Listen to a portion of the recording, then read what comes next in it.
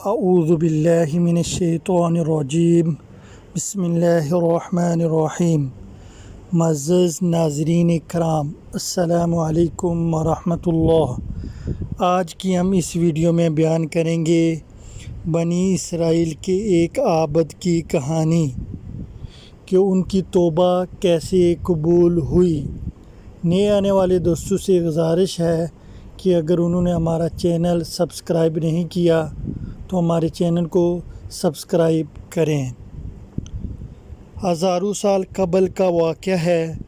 قرآن کریم میں رب رحیم نے اس کا خصوصیت سے تذکرہ فرمایا ہے۔ نوح ایک عورت نما آدمی تھا، باریک آواز، بغیر داڑھی۔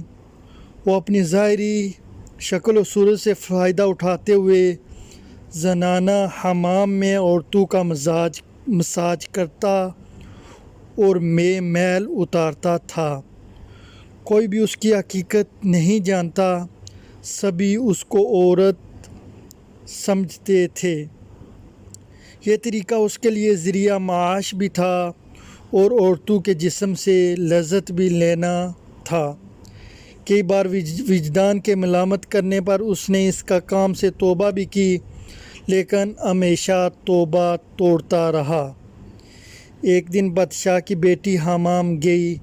حمام اور مساج کرنے کے بعد پتہ چلا کہ اس کا پیش بہا گھور یعنی موتی یا ہیرا کھو گیا ہے۔ بادشاہ کی بیٹی نے حکم دیا کہ سب کی تلاشی لی جائے۔ تلاشی میں ملازمین کی بغیر لباس تلاشی شامل تھی۔ سب کی تلاشی لی گئی، ہیرا نہیں ملا۔ نوح رسوائی کے ڈر کی وجہ سے ایک جگہ چھپ گیا کہ اگر میری تلاشی ہوئی تو میں زندہ درگور کر دیا جاؤں گا۔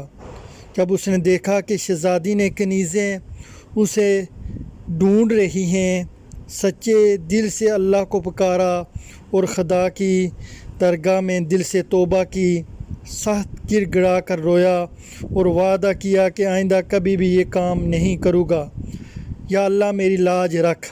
اچانک باعث آواز آئی کہ نوح کو چھوڑ دو، ہیرا مل گیا۔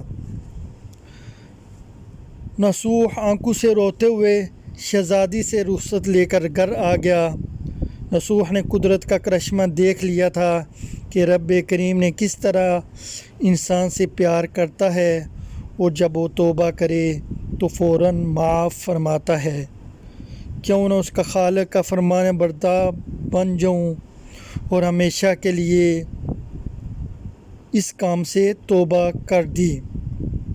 کئی دنوں سے حمام نہ جانے پر ایک دن شہزادی نے بلاوا بھیجا کہ حمام آ کر میرا مساج کریں، لیکن نوح نے بہانہ بنایا کہ میرے ہاتھ میں شدید درد ہے، میں مساج نہیں کر سکتا۔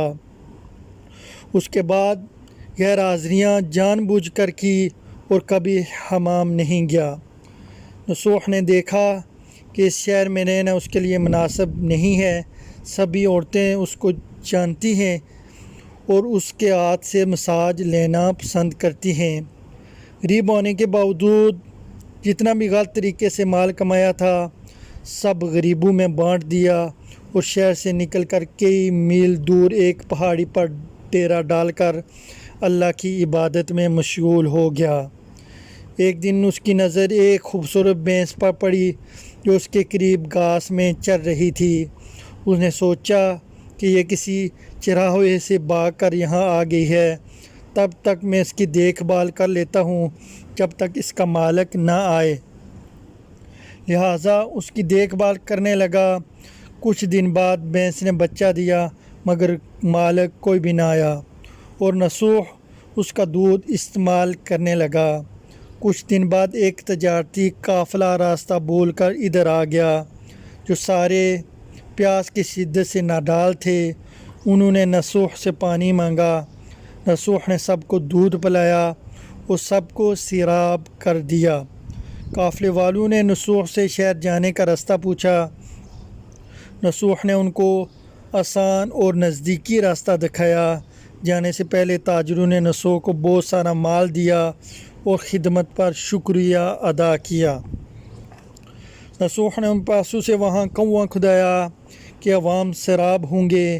آہستہ آہستہ وہاں کے لوگ وہاں آ کر لوگ بسنے لگے اور عمارتیں بننے لگی۔ اب یہ بستی نصوح بن گئی۔ وہاں کے لوگ نصوح کو بڑی عزت اور احترام سے دیکھتے تھے۔ رفتہ رفتہ نصوح کا آوازہ بادشاہ تک جا پہنچا۔ یہ وہی بادشاہ تھا جو شہزادی کا باپ تھا۔ بادشاہ کے دل میں نصوح سے ملنے کا بڑا اشتیاق پیدا ہوا کہ یہ کون نیک بندہ ہے جو مخلوق کی خدمت میں مشغول ہے۔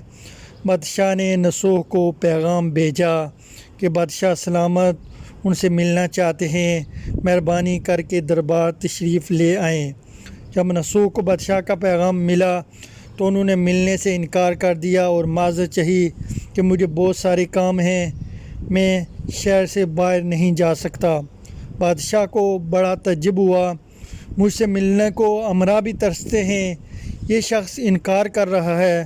تو انہوں نے کہا اگر نصوح نہیں آ سکتے ہم خود ان کے پاس جائیں گے۔ جب بادشاہ نصوح کے علاقے میں داخل ہوا، اللہ کی طرف سے ملک الموت کو حکم ہوا کہ بادشاہ کی روح نصوح سے ملنے سے قبل ہی قبض کر لیں، اور ایسا ہی ہو گیا۔ اس زمانے کے رسم و رواج کے مطابق بادشاہ کو نصوح سے ملنے کی وجہ سے لوگوں نے نصوح کو تخت پر بٹھایا۔ نصوح نے اپنے ملک میں عدل اور انصاف کا نظام قائم کیا۔ عوام نے سکھ کا سانس لیا۔ نصوح نے اس شہزادی سے شادی کر لی۔ ایک دن نصوح تخت پر بیٹھ کر لوگوں کی داد رسی کر رہے تھے۔ ایک شخص وارد ہوا اور کہنے لگا کچھ سال پہلے میری بھینس گم ہو گئی تھی، آپ کی عدالت سے اپنی بھینس کا طلبگار ہوں۔ نصوح نے کہا تمہاری بھینسیں میرے پاس ہے، آج جو کچھ میرے پاس ہے وہ تمہاری بھینس کی وجہ سے ہے۔ نصوح نے حکم دیا کہ اس سارے مال و دولت کا آدھا حصہ بھینس کے مالک کو دیا جائے، کیونکہ رب العالمین نے مجھ پر اس بھینس کی وجہ سے کرم کیا تھا، میں ناشکرا انسان نہیں۔ وہ شخص اللہ کے حکم سے کہنے لگا اے نصوح، جان لو نہ میں انسان ہوں اور نہ ہی وہ بھینس جانور ہے، بلکہ ہم دو فرشتے ہیں، رب تعالیٰ کی طرف سے آپ کا امتحان کرنے کے لیے آئے تھے۔ یہ سارا مال و دولت اور تاج و تخت تمہارے سچے دل سے توبہ کرنے کا نتیجہ ہے، یہ سب کچھ تمہیں مبارک ہو۔ یہ کہہ کر وہ دونوں فرشتے نظروں سے غائب ہو گئے۔ سبحان اللہ و بحمدہ، سبحان اللہ العظیم و بحمدہ، استغفر اللہ الذی لا الہ الا هو الحی القیوم۔ قائرین، اسی وجہ سے سچے دل سے توبہ کرنے کو توبۃ نصوحا کہتے ہیں۔ اللہ تعالیٰ ہم سب کو سچی توبہ کرنے کی توفیق نصیب عطا فرمائے۔ اگر آپ کو یہ ویڈیو پسند آئی ہے لائک کریں اور دوستوں سے شیئر کریں۔ جزاک اللہ خیر۔